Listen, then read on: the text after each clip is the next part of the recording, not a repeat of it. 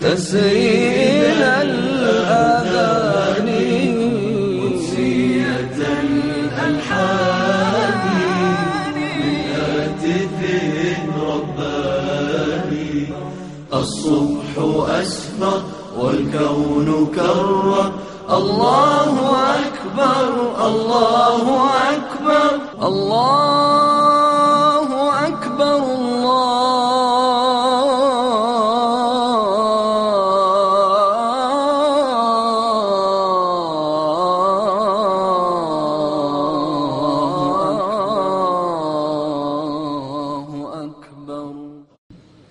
ونعوذ بالله من شرور أنفسنا ومن سيئات أعمالنا. ونعوذ بالله من شرور أنفسنا ومن سيئات أعمالنا. من يهده الله فلا مضل له ومن يضلله فلا هادي له.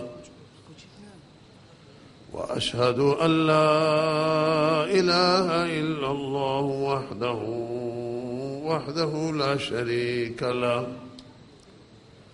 وأشهد أن سيدنا ونبينا ومولانا محمدا عبده ورسوله صلى الله تعالى عليه وعلى آله وصحبه أجمعين. أما بعد فأعوذ بالله من الشيطان الرجيم. بسم الله الرحمن الرحيم.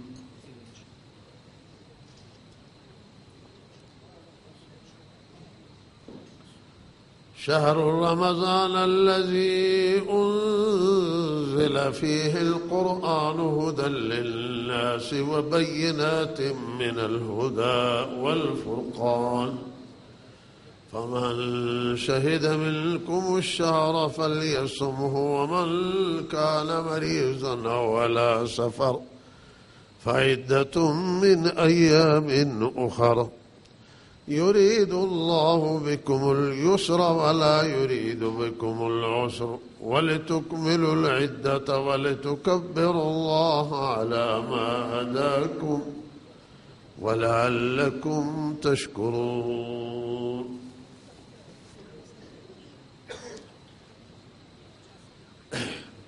بسیار بسیار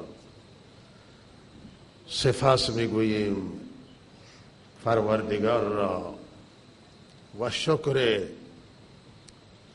رب العالمین را، ربمون را با هیچ زبان و با هیچ عمل و با هیچ قلبی که اعتراف بکنیم در آن به نعمت پروردگار نمیتوانیم شکر خدا را انجام بدیم. از عهده شکر نمیتوانیم براییم مگر اینکه خود ذات یگانه به ما توفیق عنایت بکند که ما شکرش را ادا بکنیم. او میداند که ما را راهنمایی کنه که چگونه بنده شاکر باشیم و از عهده شکر نعمت‌های او براییم. خصوصا بر این نعمت که الله رب العزت به ما نعمت‌های بزرگی ارزانی داشته و عنایت کرده است، همچون نعمت قرآن عظیم الشان نعمت ماه رمضان و نعمت بعثت رحمت للعالمین امام النبیین سید المرسلین امام المتقین به ما عنایت کرده است.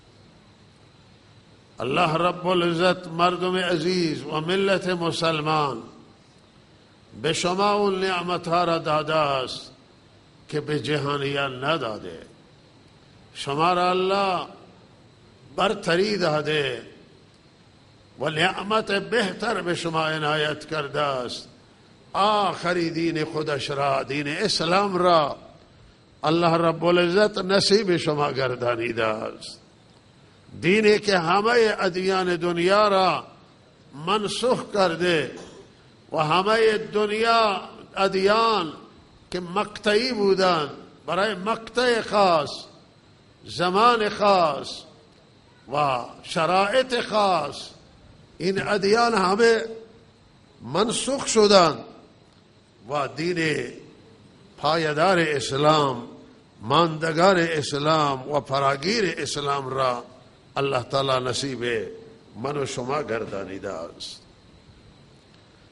دینی که تا قیامت راهنمای بشره و در تمام زمینه ها بشر را راهنمایی میکنه و هدایت جلوی بشر میگذارد.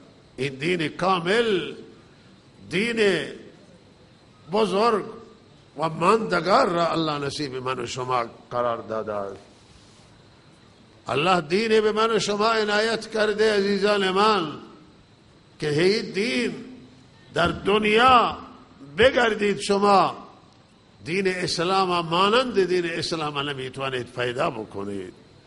الله رب العزت به من و شما قرآن عظیم و شان عنایت کرده است که مثل این کتاب شما نمیتوانید پیدا بکنید. همه کتابای آسمانی گذشته را این کتاب منسوخ قرار داده وقت نازل شده است و تنها کتاب پروردگار تا قیامت هست. جامع همه کتب و خلاصه تمام کتابای آسمانی است. الله رب العزت به من و شما نعمت محمد رسول الله صلی الله علیه وسلم را عنایت کرده. چنان پیامبر نصیب من و شما کرده است، چنان سرور به من و شما داده، چنان راهنما و رهبر به من و شما عنایت کرده است که دنیا را بگردید شما مثل محمد رسول الله را نمیتوانید پیدا بکنید. شما پیامبران خدا را پیدا میکنید که بهترین بندگان رب العالمینند و در پیامبران اولوالعزم پیدا میکنید که در میان پیامبران اونها افضلیت دارند، برتری دارند و بزرگی دارند و در میان همه جماعت انبیاء علیهم السلام شما خاتم النبیین، رحمت للعالمین، امام النبیین را پیدا می کنید که مایه افتخار برای همه انبیاء علیهم السلام. هم برای آدم مایه افتخاره، هم برای ابراهیم علیه السلام مایه افتخاره که در نسل ابراهیمه و هم برای همه انبیاء علیهم السلام. این خلیل خدا، محبوب خدا، این انسان جامع و این انسان کامل و انسان وارسته و بی نظیر در میان فرزندان آدم شما مثل او را نمیتوانید پیدا بکنید. و او چه رحمت نسبت به من و شما داشت که قرآن وقتی که صحبت میکنه از محمد رسول الله صلی الله علیه وسلم با چه الفاظ زیبا و جملات و تعبیرات زیبا می فرماید: لقد جاءكم رسول من انفسكم عزیز علیه ما عنتم حریص علیکم بالمؤمنین رؤوف رحیم. پیامبری را الله به سوی ما فرستاده است که بر سر او گران و سخت است آنچه که برای شما سخته، ناگوار بر پیامبر آنچه که بر من و شما سخته.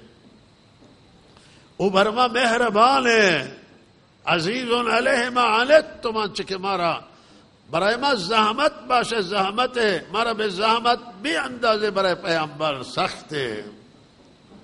حریص بر ما که هدایت بشیم، ما خیر دنیا و آخرت نصیب ما بشود. چنان برای خیر برای ما حریص است که والدین و مادر و پدر انقدر حریص به خیر ما نیستند و بر ما مهربان ہے، صاحب رحمت و رأفت ہے.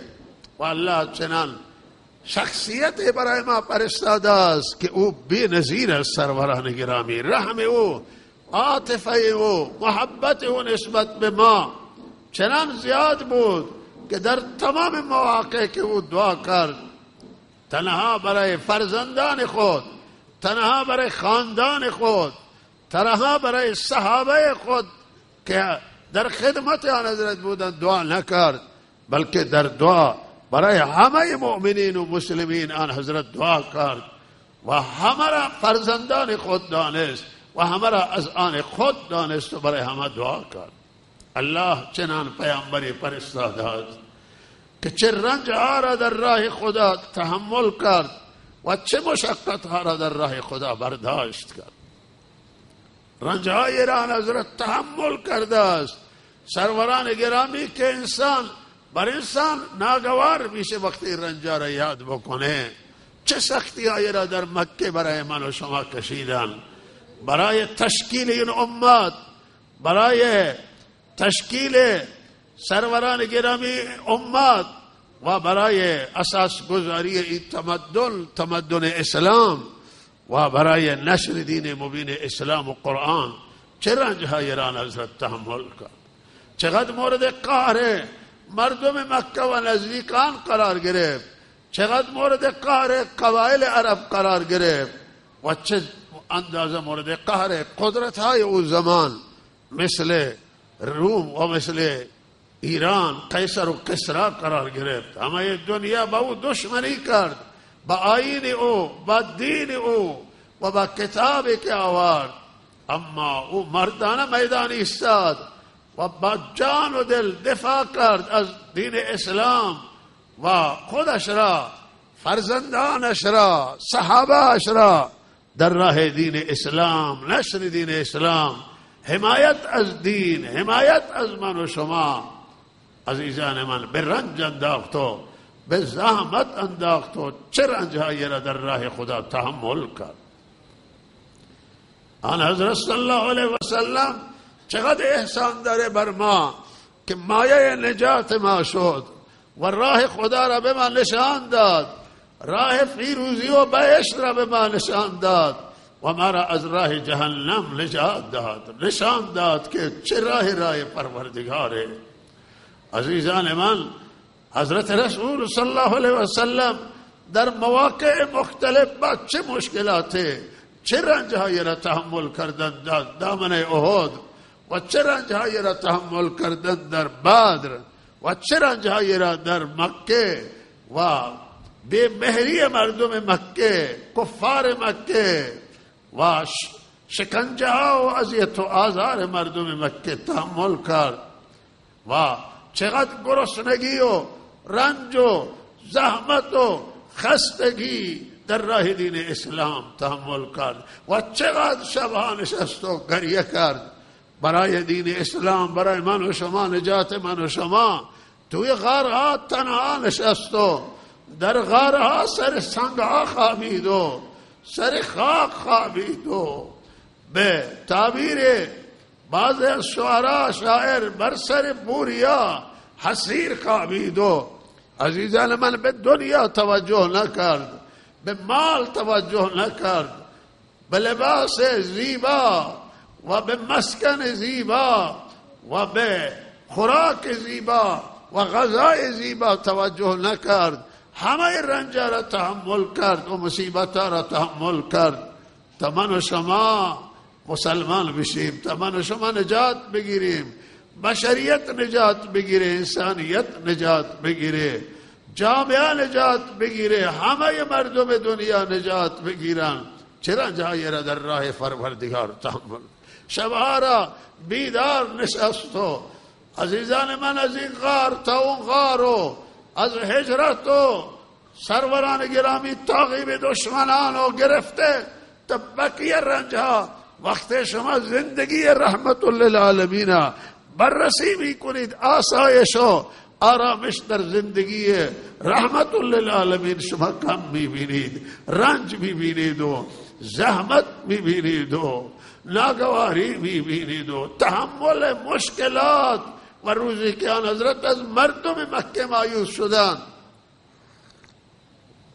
و به طائف رو کردن، با چه برخورده و نامناسبه مردم طائف با آن حضرت، سران طائف با آن حضرت کردن، همه اینها در راه خدا بود و تسلی قلب آن حضرت که در راه پروردگاره، در راه نجات امت، در راه نجات انسانیت هست.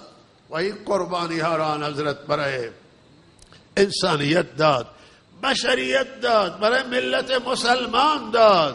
این قربانی ها را آن حضرت برای افراد نزدیک و خاصش نداد، برای همه من و شما این قربانی ها را داد. سروران گرامی، این کتابی که الله برای من و شما نازل کردن، چه کتابی الله فرستادن زیبا، چقدر رحم کردن بر ما و کرم کردن که در شبی که قرآن نازل کردن او را لیلة القدر نامیدند، یعنی شب قدر، شبی که صاحب قدره، شبی که صاحب شرفه و بهتر از 1000 ماه الله اینا قرار دادن. رب العالمین چه اندازه مهربانن و مهربانی محمد رسول الله صلی الله علیه وسلم گوشه از رحمتای پروردگاره و نمونه از رحمتای رب العالمین هست. یک شبا بهتر از 1000 ماه عبادت. چه سروران گرامی بهاری است این، همه بهار قرآن عظیم و شانه و چه انداز از برکات که یک شب 1000 ماه بهتر از 1000 ماه باشه و ثواب بهتر از 1000 ماه نصیبه، بالاتر از 1000 ماه نصیب من و شما بشود. و ماه رمضان امر ماه رحمت پروردگاره. رب من چقدر بر ما ترحم دارند، چقدر ما را میخواهند، چقدر بر ما لطف و کرم دارند. و حبیب خدا، خلیل خدا محمد رسول الله صلی الله علیه وسلم چقدر من و شما را میخواستند و چقدر دلشان به سوی من و شما بود، نجات من و شما، سعادت من و شما و کامیابی من و شما. حاضر بودن همه رنجا را تحمل کنند، همه مشقت را بکشن برای امت نجات بگیره، امت کامیاب بشه، امت گرفتار سختی سکرات و عذاب قبر و عذاب آخرت نشود. اما عزیزان من، ما در مقابل این نعمتهای پروردگار، در مقابل این احسانات خدا، در مقابل این کرم رب العالمین چه اندازه ما فداکاری نشان دادیم، چه اندازه از خود جان فشانی نشان دادیم، چه اندازه حاضر شدیم که شکر نعمتهای خدا را اگر همه نباشه ذره انجام بدیم. سروران گرامی، یا شکر حضرت محمد رسول الله صلی الله علیه وسلم را انجام بدیم و بالاترین شکر پروردگار و شکر رحمت للعالمین، زحمات آن حضرت و فداکاری های آن حضرت سروران گرامی اطاعت هست که ما از خدا فرمان ببریم، گوش به فرمان رب العالمین، گوش به فرمان رحمت للعالمین محمد امین صلی الله علیه و سلم باشیم، من شما اطاعت کنیم و هر چه دستور خدا داده، هر دستوری که رحمت للعالمین داده که از جانب خدا همه دستورات، ما اطاعت کنیم و فرمان ببریم. این بهترین شکره. شکر تنها با زبان ادا نمیشه، زبان هم باید تشکر کنیم، با دل هم نعمتهای خدا را باید قادر بدانیم و اعتراف کنیم و با عمل نعمتهای خدا را شکر گزاری بکنیم، عمل انجام. دین اسلام دین عمل هست سروران گرامی، دین ادعا و حرف نیست، دین سخن نیست. در دین اسلام به سخن انسان نمیتواند به جای برسه، باید عمل انجام بده. الله از من و شما عمل خواسته، از من و شما پرهیزگاری خواسته، از من و شما دوری از گناه خواسته. همه دستورات خدا را انجام بدیم، همه حقوق انسان ها را رعایت کنیم و حق رب العالمین و من و شما از همه محرمات و خلاف و شر و گناه پرهیز بکنیم. این الله به عنوان شکر تلقی میکنه، اینا به عنوان قدردانی الله قبول میکند و الله خوشنود میشود و راضی میشود. ولعلکم تتقون که در رابطه با روزه آمده هم معنیش همینه که ما پرهیزگاری را اختیار کنیم. پرهیزگار یعنی کسی که از خدا فرمان میبره، تحت فرمان پروردگار است، خدا را نافرمانی نمی کند. حضرت رسول صلی الله علیه و سلم نافرمانی نمی کنه. تقوا یعنی که اتباع خدا و رسول را بکنه، حق خدا و رسول را، دین اسلام را مراعات کند و حقوق انسان ها را مراعات کنه و حق انسان ها را هم مراعات کند. امروز توی جامعه که ما زندگی میکنیم، ما بغیر مسلمان که در ماه رمضان بی تفاوتن نسبت به رمضان و خبری از رمضان ندارن که از اون ما گلایه نداریم. اما گلایه ما از ملت مسلمانه. الله رب العزت از کسانه که ایمان آوردن به خدا و اعتقاد پیدا کردند و اقرار کردند به حقانیت دین اسلام و صداقت رحمت للعالمین، از اونها گلایه مندن که چقدر مسلمانان که روزه را رعایت نکردن، روزه را ادا نکردن. واقعا نزد الله بسیار خاره و انسان و الله دوست نداره و انسانا و انسانا نمیپسنده که چنان حکمی مثل رمضان الله صادر کرده و کتب علیکم الصیام فرموده. الله نوشته ما روزه را بر ما و فرض گردانیده است بر ما که به این صراحت الله فرموده و کسی این حکم خدا را نشنود و به حکم خدا توجه نکنه و حکم خدا را دریافت نکند و روزه بخوره، سیگار بکشه در ماه رمضان، دود بکشه توی ماه رمضان و بشینه در خانه بخوره و بالاخره پروای رمضان را نکند، الله به این انسان ها نظر لطف نداره و این لب از این انسان ناراضه، چرا که حکم خدا را شکست و فرمان خدا را پس پشت انداخت و به فرمان خدا توجه نکرد. الله من و شما را حفاظت کند و نجات بده. گزارش های میرسه در ماه رمضان، من گاهی از بعض شهرها کسی می آید میپرسه که چه خبر از ماه رمضان.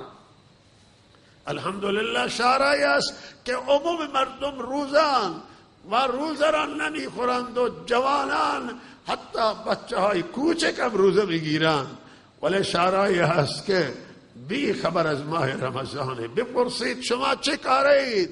میگه مسلمانیم توی همین شهر زاهدان ما. شاید بعضی باشند یا خیلی ها باشند که متاسفانه به بهانه های مختلف، بهانه های واهی و سست روزه را میخورن. الله اجازه داده مریض و مسافر را، نه اینا مریضن نه مسافرن ولی روزه میخورن. این چه اندازه سروران گرامی، این نمک ناشناسی است و نمک بخور و نمکدان بشکن که کسی روزه نگیره در ماه مبارک رمضان. حکم خدا را، کتاب خدا را پس پشت بیندازه و الله این تعبیر میکنه به همین عنوان که کتاب من پشت سر خود انداختم، حکم خدا را پشت سر خدا را پشت سر خود انداختم. زهری لفظ آمده در قرآن معنیش یک همینه. ولهذا سروران گرامی جای حسرته، جای افسوسه که مسلمان رمضان دریافت بکنه و روزه نگیره، حکم خدا را اطاعت نکنه. حالا این گناهگار شدیده و سخته، گناه کبیره و مهلکاته، ولی بدتر از این انسان او انسانی است که روزه هم نمیگیره و دست به معصیت بزنه. الله نجات بده. دست به تمرد بزنه، دست به تعدی بزنه، به گناه دست بزنه، رهزنی بکنه و در همین رمضان گزارش رسیده که بعض ماشین ها را سرقت کردن، بعض آدم کشتن. الله من و شما را نجات بده. ماه رحمت در آی عذاب بسته و شیاطین زندانا، اما این شیاطین تنها جن نیستن. شیاطین قرآن میگه از جن و انسانان، اما شیاطین جنی حتی شیاطینی که خود را مسلمان میدونن و فرزند مسلمانان و در خانواده مسلمان به دنیا بیاید و تا اینجا جرأت بکنه که مال مردم ببره و سرقت کنه، راهزنی بکنه، و این چه لعنت سنگینی است. الله نجات بده. الله قهرش متوجه انسانی. رمضان، حرمت رمضان کجا رفت؟ و حرمت کلام الله خدا، حرمت دستور پروردگار، حرمت دستور حضرت رسول صلی الله علیه وسلم کجا رفت که مسلمان دستور خدا و رسول را نادیده بگیره، دست به سرقت بزنه، ماشین مردم ببره، پول مردم ببره. الله من و شما را نجات بده. چه جنایت سنگینه. چرا این از عقل کار نمیگیرن؟ الله ناراضگیش همینه. میگه کتاب فرستادم، شریعت برای شما نازل کردم، پیامبر فرستادم، عقل دادم، چرا از عقل کار نگرفتی؟ چرا فکر نکردی روز قیامت میگه به سخت‌ترین عذاب الله می اندازد؟ وقت می نالند و فریاد می کنند به اونا میگه هر چه بنالید عذاب خدا سنگین تره بر شما، کار خدا سنگین تره. چرا از عقل کار نگرفتید؟ چرا به راه پیامبران و راه افراد دلسوز که شما را صحیح راهنمایی کردن نرفت؟ و انسان های بدتر از اونه که روزه نمیگیره اونه که در رمضان دست به گناه بزنه و شرم نکنه از روزه، حیا نکنه از روزه، آدم ربایی بکنه، انسان ها را ببره دست و پا ببنده در ماه رمضان که دروازه جهنم بسته است و زندانی ها را الله آزاد کرده. ولهذا کسانی ببرن آدم از زندان بکنن، دست و پا ببندن. چرا انسان فکر نمی کنن؟ چرا انسان دور نمی اندیشن؟ و این نوع جنایات گاهی حتی توی شهر ما به وجود می آید که آدم سرش پایین میره. وقتی میشنویم که توی بازار بعضی از خواهران با بدحجابی و با آرایش راه میافتند و بازار می آیند و عطر و ادکلان استفاده می کنند و مغازه به مغازه می گردند، توی بازار ها می گردند و قدم می زنند. یا الله این از کجا تشریف آوردن؟ کجان؟ مال زاهدانن، زاهدانی که شهر حافظانه، شهر علما هست. الحمدلله هم اینجا مدرسه شیعه و سنی موجودن، اینجا مدارس اسلامی موجوده، دینی، این دانشگاه موجوده و شهر هست که الحمدلله دین نمایان آنجا کسی که میاد. این همه مردم برای نماز میآیند توی همین شهر، در میان همین حافظان و بلندگوهایی که به صدا در میآیند در اوقات مختلف. کسان بدون حجاب توی شهر راه میافتند و به هر حال مردم پریشان. یا الله اینا چرا حرف گوش نمی کنند؟ اینا را چرا محارم اینها، پدران، برادران و شوهران، چرا اینها را متوجه نمی کنند که آرایشان نشان دادن به مردان بیگانه خلاف شریعت اسلام، خلاف نص صریح قرآن. ولا یبدین زینتهن، قرآن فرموده آرایش خود را زنان جلو به نمایش نگذارن، به بیگانه ها نشان ندن، به محارم نشان بده آرایشش را، طلا و جواهرش را و زینتش را به قرآن میگه نشان بده. این ماه رمضانه. یا الله رمضان، رعایت ماه رمضان نکنیم، رعایت دستور صریح رب العالمین نکنیم. یه وقت دستور صریح نیست، یه وقت دستور صریحه و شکستن این دستور صحیح و نادیده گرفتن سنگینه. خواهران امید رحمت خدا را دارند، وقت امید رحمت پروردگار را دارند، چرا پروردگار را نافرمانی کنند؟ چرا در شهری که اینم مکاتبان این همه خواهران فاضلان، این همه خواهران تعلیم یافتند، خواهران تعلیم یافته چه کار میکنند که رسیدگی نمیکنند و این خواهران آموزش نمیدن و برای اینها فکر بر نمیدارند که حجاب رعایت نمیشه و حکم خدا شکسته بشه توی بازارهای ما. عزیزان من، این انواع گناه در بازارها موجوده. گاهی گزارش میرسه از این که حق و حقوق مردم کاملا رعایت نمیشه. الله در قرآن ویل للمطففین فرموده، هلاکت برای آنهایی که در حق مردم کمی میکنن، حق تکمیل نمیدن، پارچه متر میکنن تکمیل نمیدن، یا پولا که باید پرداخت کنه مشتری تکمیل نده. این هم باید وزن و ترازو و کیل و وزن باید درست انجام بگیره، صحیح انجام بگیره. باید ما وزن سنگین تر کنیم و به مشتری بدیم. مشتری هم در دادن پول همین کار بکنه، رعایت نشه، حق مردم، مال مردم خورده بشه، دین مردم پرداخت نشود، حق مردم پرداخت نشه، قسم دروغین دروغ در بازار باشه و به دروغ تعریف بکنن کالا را و بگم فلانه و فلان نباشه. سروران گرامی، به قسم کالا را به فروش برسونند. این مسائل گزارش میرسه کمش، ربا گرفته میشه توی بازارهای ما گاهی و اینها گناه سنگینه. اینها مخالف نص صریح قرآن عظیم و شان. یک قوم را الله به هلاکت میرسانه برای همین که حق مردم کاملا نمیدادن. عزیزان من، مفاسد فراوانه و هجوم مفاسد متاسفانه در شهرهای ما، در مناطق ما. مشروبات الکلی را مسلمان میآوره توزیع میکنه و این حکم صریح پروردگار داره شکسته میشه. مشروب میاره، مسلمان میپروشه، مسلمان این را مصرف میکنه میخوره.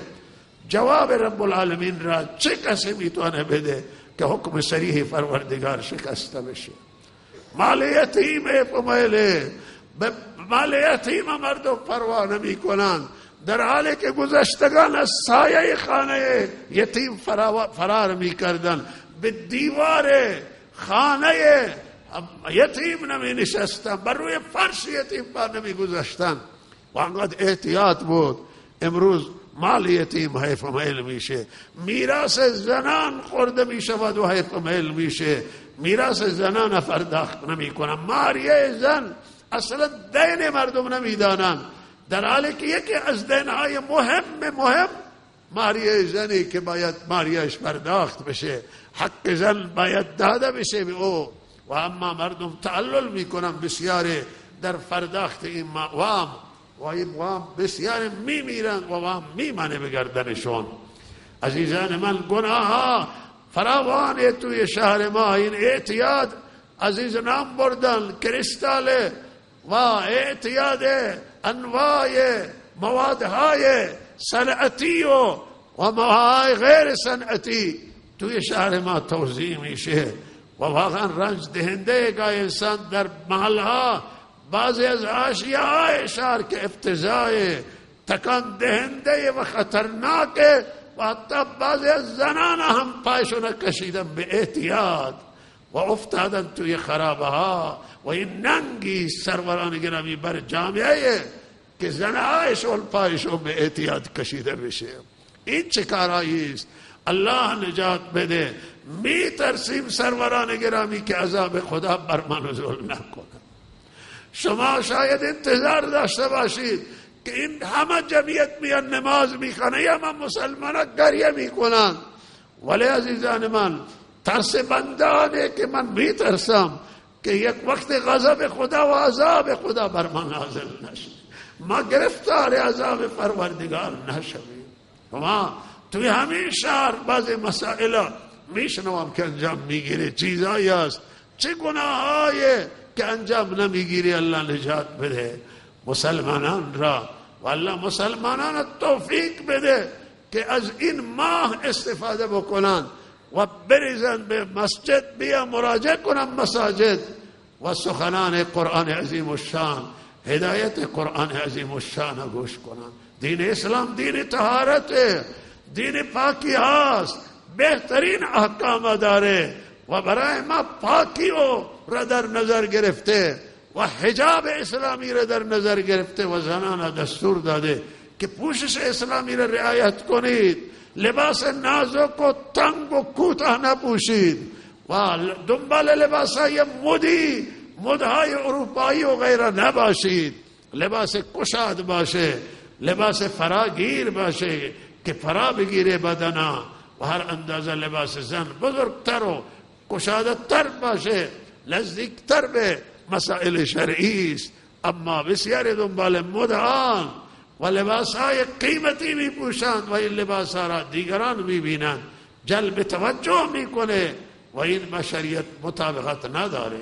توی خانه بپوشن لباس اشکال نداره، لازم خواهران مراعات کنن، مطب پزشکان مراجعه می کنن، بیمارستان ها، بازار باید با پوشش اسلامی باشه، با پوشش دینی، دانشگاه درس می خوانند، اشکال نداره ولی پوشش اسلامی را مراعات کنن. خواهران باید با حجاب باشن. کسی که توی شهر ما وارد بشه بدونه که این شهر متدینان هست، شهر دیندار هست، شهر کسانی که علاقه به قرآن دارن، علاقه به شریعت دارن، علاقه به دین دارن، علاقه به محمد رسول الله دارن. ما باید عامل به سنت سنیه و مبارکه حضرت رسول صلی الله علیه وسلم چنان باشیم وقتی کسی توی شهر بیاید احساس کنه که اینجا بوی سنت توی شهر، بوی شریعت توی شهر، بوی قرآن توی شهر، بوی دین توی شهر، بوی محمد رسول الله صلی الله علیه وسلم، یعنی اعمالی که نظرت آوردن بویش توی شهر موجوده. نباید ما داشته باشیم توی شهر افراد را که چنان اعمال را انجام بدن که واقعا افت جامعه ما باشه، برای جامعه ما افت باشه و مورد سرزنش ما قرار بگیریم در میان جوامع دیگر. برای اعمال، این اعمال باید همه با این اعمال مبارزه بکنن، همه در راستای اصلاح این افراد ناهنجار و افراد ناباب و افرادی که دستور خدا را نقض میکنند و میشکنند، باید اینها را به مسیر بیاوریم، باید اینها را توبه بدیم و اینها باید به مسیر بیایند و اگر به مسیر نیایند نتوانند زندگی بکنند. ما نباید بی فکر باشیم و رها کنیم، هر کسی هر کاری میخواد بکنه. افراد خیراندیش توی جامعه ماست، افراد فهمیده، جوانان متعهد، زنان هم متعهد هستند توی جامعه ما. همه ما موظفیم، همه ما مسئولیم که اینها را دعوت بدیم و کسی که نماز نمیخوانه به نمازش وادار بکنیم، زکات نمیده به زکات، روزه نمیگیره به روزه و خلاف شرع انجام میده، اینا باید به شریعت اسلام راهنمایی بکنیم. عزیزان، حدیثی از ام المؤمنین حضرت عایشه صدیقه رضی الله تعالی عنها موجوده که فرمودن یا رسول الله ما هلاک میشیم در حالی که در میان ما افراد صالح باشند و فرمودن بله شما هلاک میشید وقتی که خباثت زیاد باشه، گناه باشه، نافرمانی خدا انجام بگیره، معصیت خدا انجام بگیره، لہذا شما در مخاطره قرار دارید، خطر هلاکت قرار دارید. سخت عزیزان من، برای الله رب العزت این مسئله مهمه که بنده دستور صریح رب العالمین بشکنه، برخلاف عقل و منطقه که ما امر صریح الله رب العزت نقض کنیم و نادیده بگیریم و هر فرمان خدا را علیه بالله به زمین بیندازیم و نادیده بگیریم. مهم این مسئله و من میترسم عزیزان من از این گناهایی که توی شهر ما انجام میگیرن، توی شهرهای مسلمان، توی استان، توی کشور و همه جا این مشکلاتی که امروز جهان اسلام مواجه با چالش و با مشکلات. بنده یقین دارم که این مشکلات تمام در اثر غفلت ما هست، در اثر کوتاهی به عمل به شریعت. ما باید عزیزان من با تمام وجود، با تمام توان در این ماه رمضان توبه کنیم و از شریعت اتباع بکنیم، فرمان ببریم از رب العالمین. اگر فرمان خدا خلافه منافع ظاهری ما باشه. عزیزان من، برخلاف منافع ظاهری ما باشه ولی در خیر ماست، در واقع منافع ماست. ما از خدا فرمان میبریم. آنچه که الله حرام قرار داده ربای، رشوه و انواع گناه ها هستند. این فیلم های مبتذله و این محور ها هستند که اکسا و فیلم های لخت نشان میدن. باید مسلمان از این اجتناب بکنن. باید دختران و پسران از این فیلم های که برخلاف حیان، برخلاف شریعت اسلام، ما به عنوان مسلمان باید فرار بکنیم، دوری بکنیم. توی اروپا، امریکا و خیلی بلادهای دیگه مسلمان است که پایبند مسائل شرعی هستند و اونجا حتی خلاف شرع انجام نمیدن. حتی اونجا میگردن برای ذبح اسلامی و گوشت اسلامی، غذای اسلامی میخرند و میخورند و نماز بر قضا نمیکنند و هرچه که خلاف شرع عجیب کنه حساسن و دوری میکنن. میگه ما مسلمانیم، باید پایبند دین اسلام باشیم. اما در خود بلاد اسلامی متاسفانه کوتاهی فراوان هست. این گناه ها روز به روز عزیزان من بیشتر میشه. اگر شما حساسیت نشان ندید، اگر ما با گناه ها برخورد داشته نباشیم، حالا ما برخوردمون منظور اینه که اصلاح نکنیم و امر بالمعروف و نهی از منکر اگر انجام ندیم، گناه ها فراوانتر میشه. روز به روز گناهگار نمیشرمه و احساس میکنه که بر من حساسیت نیست. واقعا گاهی دل انسان میسوزه وقتی میشنود که به یک فرد توسط فرد دیگر و افراد دیگر ظلم میشه. انسان تکان میخوره. یا الله، مسلمان ظلم بکنه، مسلمان ظالم باشه، مسلمان به انصافی بکنه. بعد عزیزان من، بئس الاسم الفسوق بعد الایمان، نام گناه بده برای ما بعد از ایمان. ما دروغ بگیم، تهمت بزنیم و غیبت مردم بکنیم، به مردم توهین بکنیم، کرامت انسان را رعایت نکنیم و در حقوق دیگران تجاوز بکنیم. برای ما زشته، برای ما بده. جادو توی شهر ما فراوان شده، سحر متاسفانه، و ساحر و زن و مرد به هم میزنند و قانون خانوادگی را به هم میپاشانند. این از گناه های بسیار بسیار سنگینه. جادوگر الله ذکر کرده و جادو را الله سبحانه و تعالی کفر قرار داده است در قرآن. و ما کفر سلیمان ولکن الشیاطین کفروا. جادویی را به حضرت سلیمان نسبت میدادند، تعویذ سلیمانی و جادوهای به حضرت سلیمان. الله میفرماید سلیمان که کافر که نبودن که جادو بکنن و این شیاطین بودن که کفر کردن و کفر در دنیا ترویج کردن. جادو از گناه سنگینه و جادوگر از اسلام خارج میشه اکثرا، الا ماشاءالله اگر نباشه فسق است و انسان فاسق میشه و مستحق جهنم میشه و جادوگران جایشون جهنمی اگر توبه نکنن الله اینا را به جهنم میاندازه، مردم ضرر میرسونن. خلاف صریح قرآن میکنن. جادوگران اونا بودن که با حضرت موسی مقابله کردن و جادوگران در مقابل محمد رسول الله و اینا امتیان حضرت نیستن، خارج از امت. و لحاظ جادو بسیار سنگینه. خواهران و مادران از جادوگران دوری بکنن و به جادوگران اگر برن نوع کفر حساب میشه، همونطور که در حدیث آمده به حضرت رسول صلی الله علیه وسلم. جادو گناه سنگین و سختی است و لحاظ این نباید تو ایجابه. این گناه است تهدیداً برای جامعه ما، چالشاً بر سر امت، راه امت مسلمه و مسلمان باید گناه، هر گناه که خدا حرام قرار داده، هر گناهی که نهی شده از او، هر عملی که نهی شده و خدا حرام قرار داده، مسلمان بی ناموسی، بی حیایی، بی عفتی و زنا از قبیح‌ترین عمل و زشترین عمل هایی است که الله رب العزت ناراضه. ولا تقربوا الزنا انه کان فاحشة و ساء سبیلا. الله این فاحشه نامیده، این ربی حیایی نامیده، گناه سنگین نامیده است و نزدیکش فرمودن نروید، نزدیک مال یتیم نروید. ولا تقربوا مال الیتیم، نزدیک مال یتیم، مال یتیم بجای خود نزدیکش نروید. والله رب العزت قتل همینطور گناه سنگینی قرار دادن و فرموده که ولا تقتلوا انفسکم ان الله کان بکم رحیما. همه حکم را که الله صادر کرده الله از مهربانی صادر کرده. الله نجات ما را میخواهند، خیر ما را میخواهند، دین اسلام خیر ما را میخواهد و محمد رسول الله خیر ما را میخواهند. همچه حرام قرار دادن حکیما حکمت دارن، از روی حکمت و علم حرام قرار دادن، چی که فرض قرار دادن روی حکمت و علم و اینها مهمه و حیاتی است برای ما.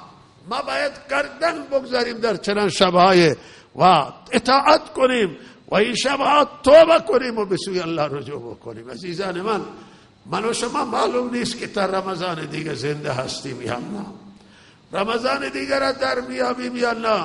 امشب ما 20 شب 27 و از شبهای بیاد ماندنی در تاریخ زاهدان. این شب ما همه میاییم به مسجد عزیزیه، مسجد جامع سابق و پشت سر عزیزمون حافظ محمد اسلام نماز میخوانیم و دعای گرم ایشون را من و شما آمین میگیم.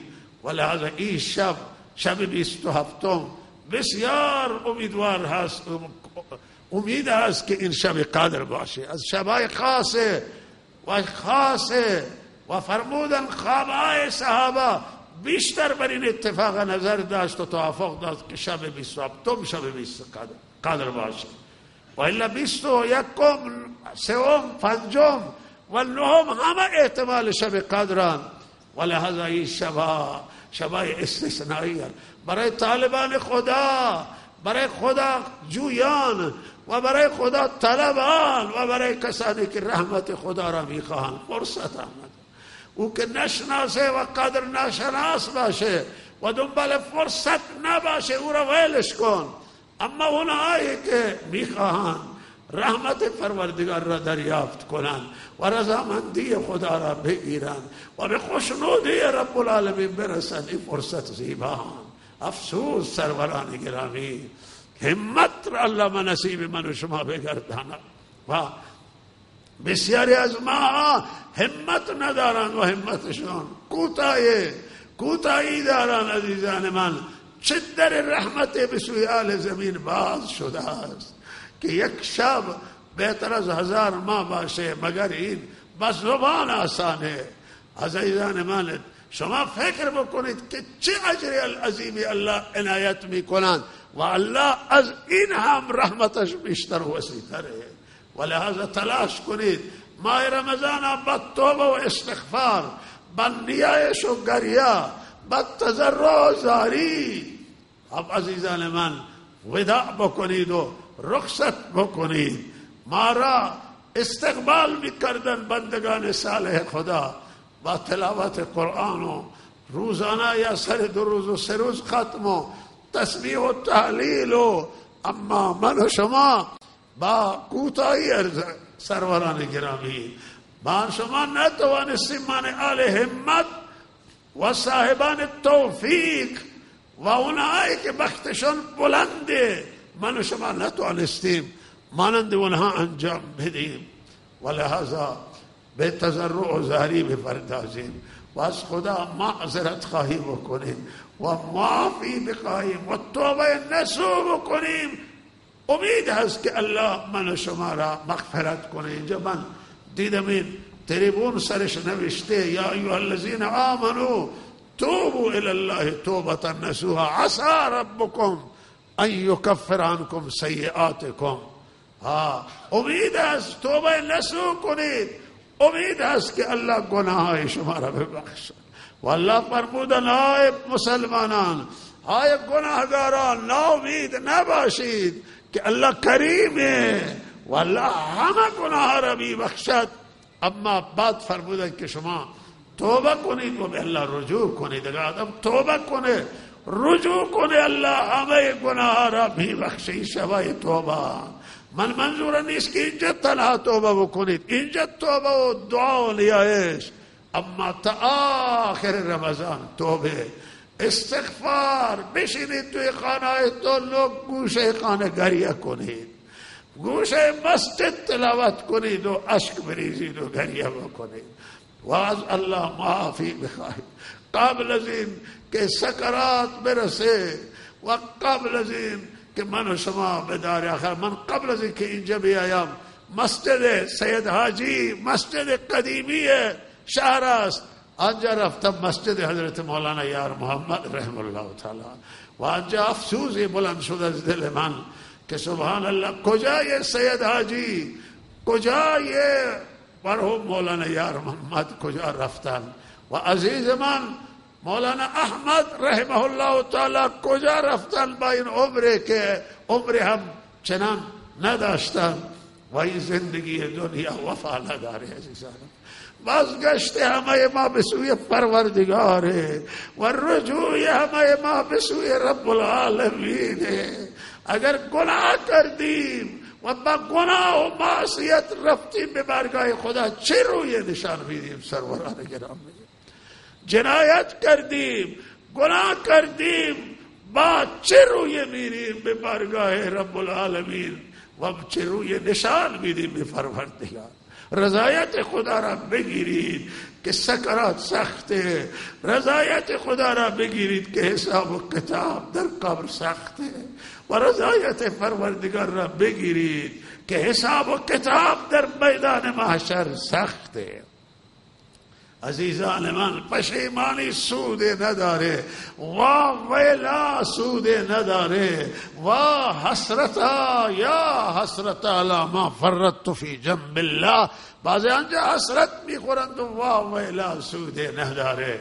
عزیزان آمادگی بکنید برای ملاقات پروردگار. خدا امین فرموده آمادگی بکنید برای ملاقات رب العالمین و عمل خیر انجام بدید، عمل نیک انجام بدید و از گناه و معصیت و نافرمانی توبه. بعد از رمضان مساجد ترک نکنید، نماز قضا نکنید. رمضان باز نفهمیدن. هنوز بسیاری امروز با عزیز صحبتی داشتیم با و عرض کردم که به نظرین بنده ناچیز خدا هنوز مسلمان نمیدانه که رسالت رمضان چیه. خیال میکنه که رمضان برای این آمده که ما یک سری طاعت انجام بدیم و رمضان که رفت ما هم بریم برای خود. نه، رمضان دوره است، رمضان کلاسی است و رمضان آمده تا شما را یه دوره تعلیم بده 30 روزه که 11 ماه دیگر شما همین اعمال تکرار کنید و انجام بدید.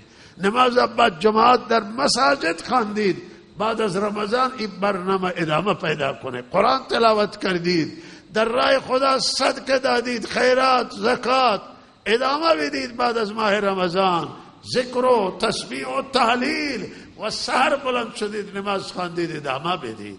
همه این طاعات که شما انجام دادید اینا را در انجام بدید. که الله بس زمان کلاس زمانی میگذارم مثل رمضان و گاهی الله کلاس های مکانی گذاشتن، دوره هایی که در مدینه و مکه مکرمه به نام عمره و حج.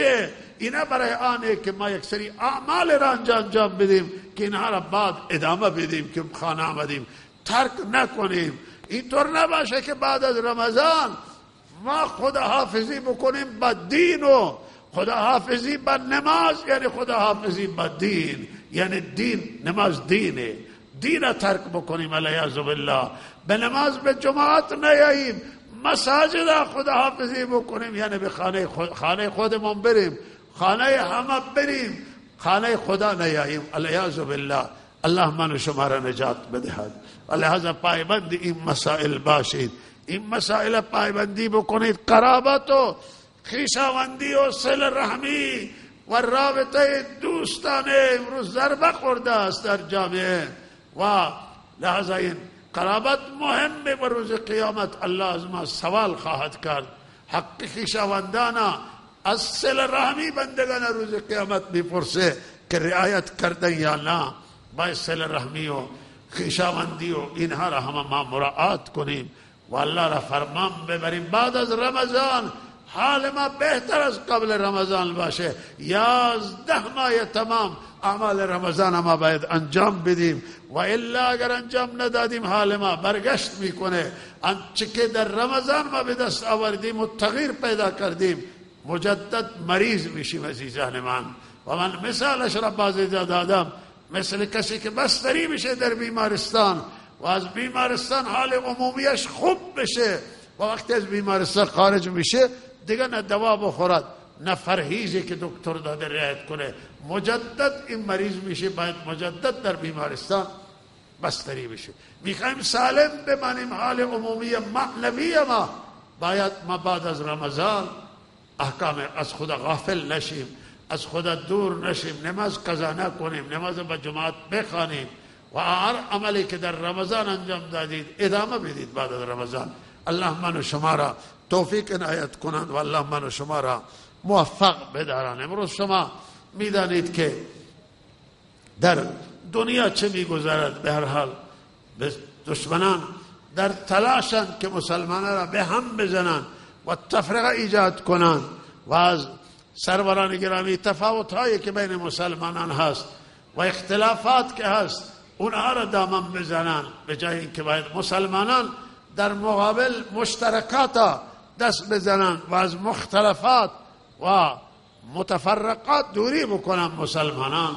متاسفانه دشمن می آید و اختلاف مطرح میکنه و الان در بسیاری از بلاد اسلامی متاسفانه همه اختلاف و تندروی و تکفیر و خشونت و این مسائل در بسیاری بلاد اسلامی واقعا رنج دهنده و مشکلات های گوناگون موجوده. در چنان شرایط مهمه که همه مسلمانان که دارای فرق مختلفن و دیدگاه های مختلفن یک دیگر را تحمل کنند و به هر حال مواظب باشند که دشمنان تفرقه ایجاد نکنند، مخصوصا شیعه و سنی که هر دو فرق اسلامی هستند و باید با مسالمت و مصالحه و دوستی و تفاهم و وحدت و اخوت باید زندگی بکنند. این وحدت علامت رشد و علامت عقل و اندیشه و علامت آنه که انسان متمدنن و دارای تمدن و فرهنگن. اختلاف کردن و بر سر کله یک دیگه زدن، قومی باشه یا مذهبی باشه، نشان بی فرهنگی ملت هاست و نادانی ملت هاست و بی اندیشه بودن ملته. و لحاظا یک نکته مهمه و شما الان در شرایط کنونی میدانید که همین اختلافات سبب شده است که اسرائیل غاصب و صهیونیست جهانخوار و حملات بسیار وحشیانه و ددمنشانه را بر غزه آغاز بکنه. از هوا و زمین و دریا در طول رمضان داره غزه را میکوبه. غزه که امکانات دفاعی از خود نداره و یکی از دولت‌های منطقه هست که بالاترین امکانات قدرت‌ها در اختیار او گذاشتن برای زدن مسلمان‌ها و بلاد اسلامی را، فلسطین و بیت المقدس اشغال کرده این ظالم و حاضر نیست که آزاد بکنه و اونها وقتی آزادی مشروع و قانونی را میخوان به جای اینکه حرفشون شنیده میشه و سخت‌ترین حمله و اونها را حمله میکنن و میزنن. فردا روز قدس و روز قدس در چنان شرایطی برگزار میشه امسال که برادران فلسطینی ما با دهن روز قتل عام میشوند و از شما درخواست دارم، فردا خودم در این رفع میم شرکت میکنم و از شما درخواست دارم انشالله که ساعت 2:30 این رفع می راه میفته از میدان آزادی احتمالا و انشالله سر 10 بیایید اونجا حضور پیدا بکنید و اعتراض این رفع می اعتراض بر اسرائیل جنایتکار، صهیونیستای غاصب و حمایت از ملت مظلوم و ستم دیده فلسطین و در حمایت از مردم غزه صورت میگیره. انشالله یک توصیه عام بود و توصیه دیگر هم به خدمت شما آنه که ماه رمضان در حال اتمامه و به هر حال بزرگترین مدرسه هسته شما مردم عزیز و به هر حال همینی که در زاهدان قرار داره و خرج و مخارجش را شما تامین میکنید. دیگه مدارس هم تمام مدارس که اینجا هستند توصیه من برای همه مدارس خدمت شما، ائمه مساجد نیمه ساخته است، ماه رحمت و ماه خیره، خانواده های زندانی و یتیمان و ارز مستمندان شهر، به همه شما را من توصیه می کنم که شما در حد توانتون رسیدگی بکنید و همه مدارس کمک بکنید، ولی بیشترین کمک های خودتون را سعی کنید اختصاص بدید به دارالعلوم مکی و به هر حال دیگه شاخ و فروعات داره و بتونه به اونها رسیدگی بکنه. آموزش قرآن داره، بتونه قرآن تعلیم بده و لحظه امسال هنوز هوا مثل که سرده و مردم درآمد خوب نداشتن، به اندازه هر سال هنوز مراجعه نشده است و هنوز ما بدهکاریم و هر سال در عشره اول بدهکاری ادا می شده و ما مردم وعده کردیم برای رمضان و لحظه نتوانستیم بدهی اونا را بدیم. از شما هم برادران و هم خواهران درخواست داریم که انشاءالله هم زکات خیرات به هر حال متوجه مدرسه بکنید و به حوزه رسیدگی بکنید. الله شما را جزای خیر بده. نکته دوم که اینجا ما چنده عمومی هم نمیتونیم بکنیم، مردم هم نداریم که ارجا بفرستیم، خوشم هم نمیاد مزاحم بشیم و لحاظا میگه شما خودتون به پای مبارک خودتون بیارید این کمک مدرسه را تحویل بدید و اونجا هم حسابداری حوزه عزیز من حافظ محمد اسلامه و هم اتاق دفتر امور خیرین از شما دریافت میکنن و همه ما اونجا هستیم. اگر شما کار داشته باشید در خدمت شماییم. و نکته سوم که میدونم شما انتظارید و به کرات سوال میکنید، عیدگاه جدید هست که چون در عیدگاه قدیم از جه نیست برای نماز گذاران و مردم میرن توی کوچه و پس کوچه ها و صدا خوب نمیرسه و مشکلات دارند و شکایت دارند و گاهی از امام جلوتر و قبله جلوتر توی همین خیابانه صف میبندن و لحاظ از 12 سالی که مسئله عیدگاه پیگیره و هنوز میسر نشده است و ما هم خدمت مسئولین محترم اعلام کردیم که ما جا نداریم برای نماز و ما باید حتما امسال بریم بیرون عشیه اشار و جایی که نزدیک بریم نماز ادا بکنیم و ما انتظار من همینه و امید من همینه که مسئولین محترم با دلسوزی که دارن و با دید بلندی که دارن این خواسته مردم و درخواست مردم زاهدان که جای نزدیک به شهر باشه که مردم پیاده انجا بتوانن برسن و وسیع باشه که به راحتی نماز بخوانن، انشاءالله چنان زمین در اختیار برادران اهل سنت قرار بگیره.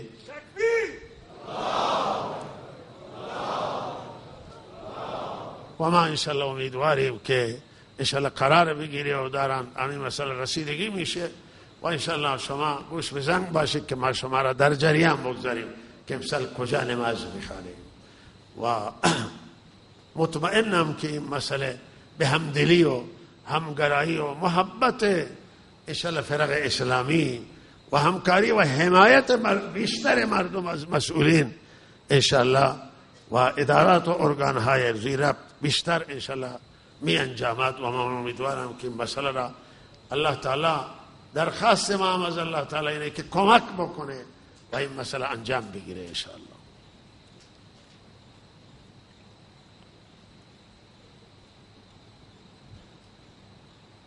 درودی ختم فرمایید.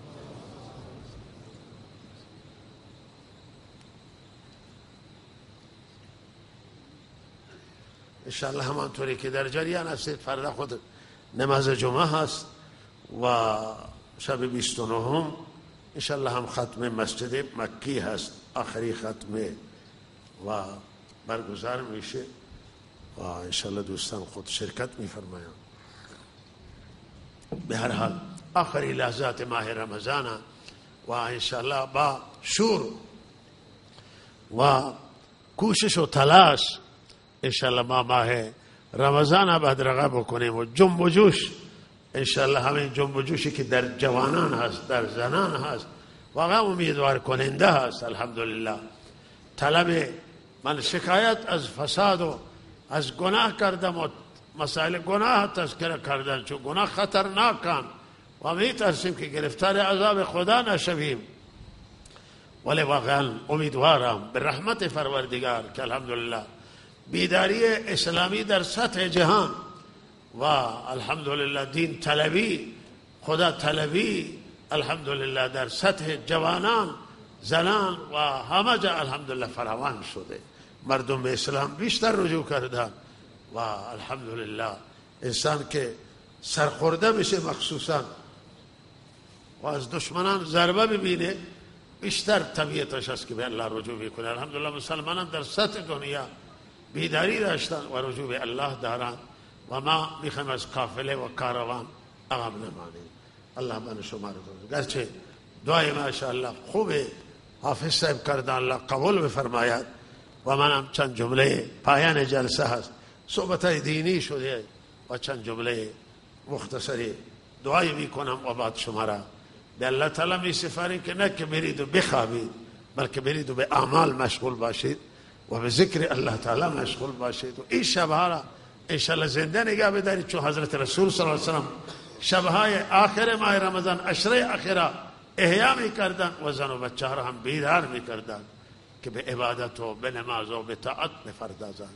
الحمدلله رب العالمین والعاقبة للمتقین والصلاة والسلام على رسوله خير خلقه محمد وآله وصحبه أجمعين. لا إله إلا الله وحده لا شريك له، له الملك وله الحمد وهو على كل شيء قدير. فلله الحمد رب السماوات ورب الأرض رب العالمين، وله الكبرياء في السماوات والأرض وهو العزيز الحكيم.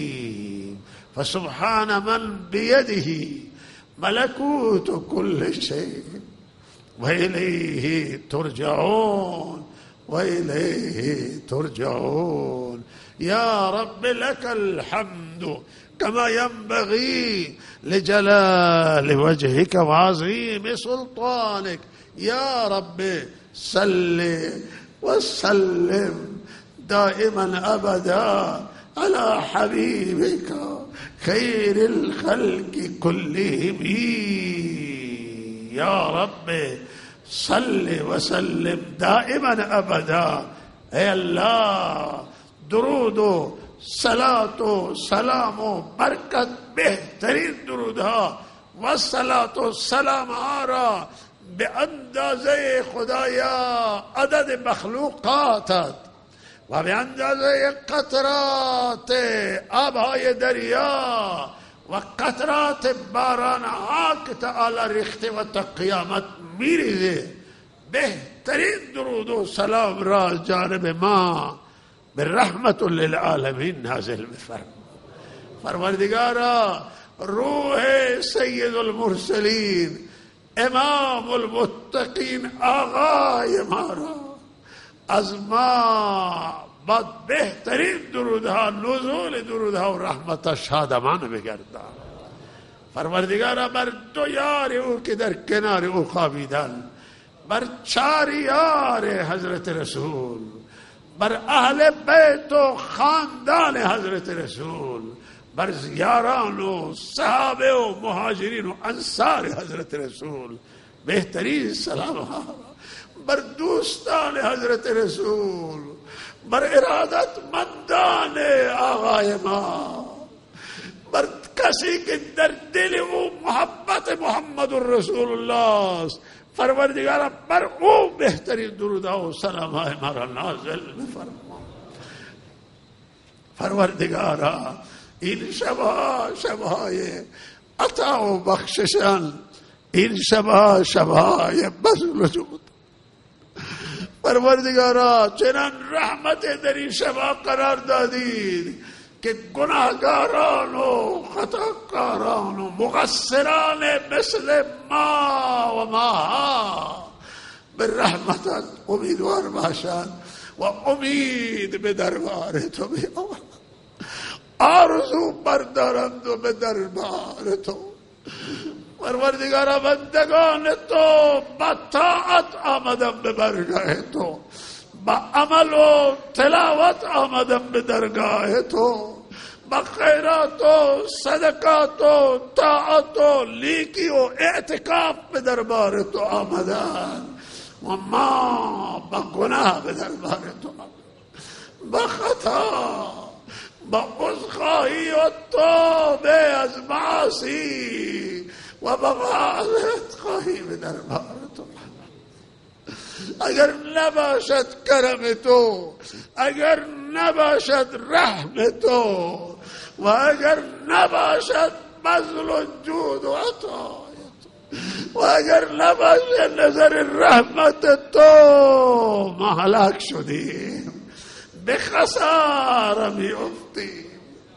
پروردگارا دریاب ما را بر رحمتهای خود، تو ارحم الراحمینی و اکرم الاکرمینی و صاحب کرم. تو را میزیبد عفو بندگان، تو را میزیبد آزاد کردن گردن از آتش جهنم.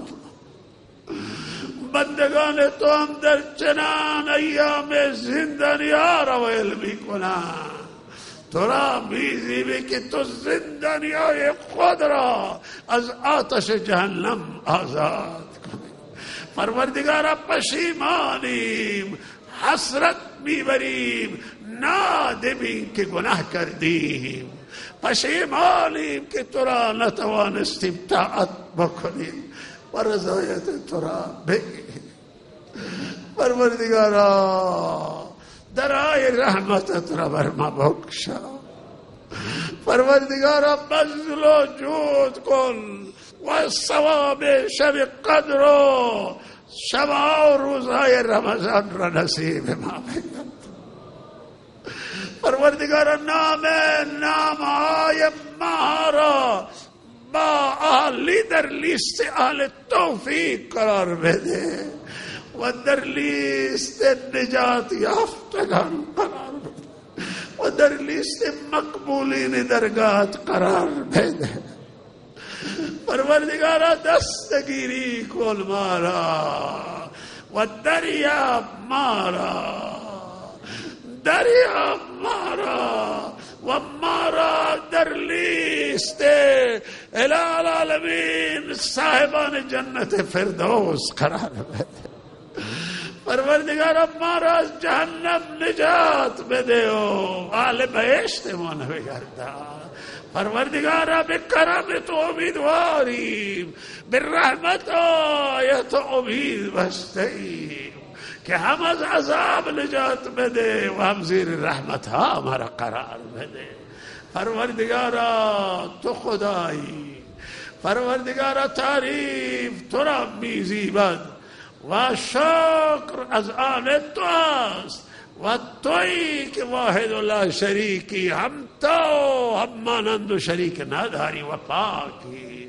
تو را بذل و جود میزیبد به بندگان، درای بذل و جود را بر ما بکشا، درای مغفرت و رحمت را بر ما بکشا و دریاب ما را بر رحمتت. تو خدایی، بیشک خدایی، همه چیز از آن توی مسلمانان را دریاب. ملت مسلمان امروز مورد تحقیره، ملت مسلمان مورد تهدیده، ملت مسلمان امروز در دنیا به خطر قرار داره. الله دریاب آل ایمان را، دریاب مسلمین دنیا را، محمدی ها را دریاب و اهل قرآن دریاب. مسلمانان را الله هدایت بده و مسلمانان را در کنار هم قرار بده و مسلمانان را همدلی نصیب کن، اخوت و وحدت نصیب کن، اختلاف و تفرقه را نصیب دشمنان اسلام بگردان، دشمنان اسلام را به جان هم بینداز، و طرفداران دین اسلام و محمدی ها را با هم قرار بده و نزدیک بگردان. پروردگارا کسانی که میخواد اختلاف ایجاد بکنن شرشون کوتاه بدار. پروردگارا مسلمانان را دور اندیشی، سه صدر وسعت دید نصیب کن که یک دیگر را تحمل کنن، حق و حقوق قانونی یک دیگر را و شرعی یک دیگر را مراعات کنن و با هم با مسالمت و دوستی زندگی کنن. پروردگارا توی رب، الہ همه چیز از آن توی، تو پادشاه مطلقی و ملکیت آسمان و زمین و همه عالم از آن تو است. ما برده توییم، غلام توییم، کنیز توییم، کنیز زادگان و غلام زادگان توییم، بدهکاریم، به تو زیر احسان تو قرار داریم. ما را توفیق غلامی دین اسلام و توفیق بندگی خودت را نصیب ما بگردان. ما را از ارادتمندان خاص رحمت للعالمین قرار بده. پروردگارا این رمضان را برای ما از لحاظ اجر و معنوی چندین رمضان بگردان و سوای قدر را، ثواب شب قدر را مضاعف نصیب ما بگردان.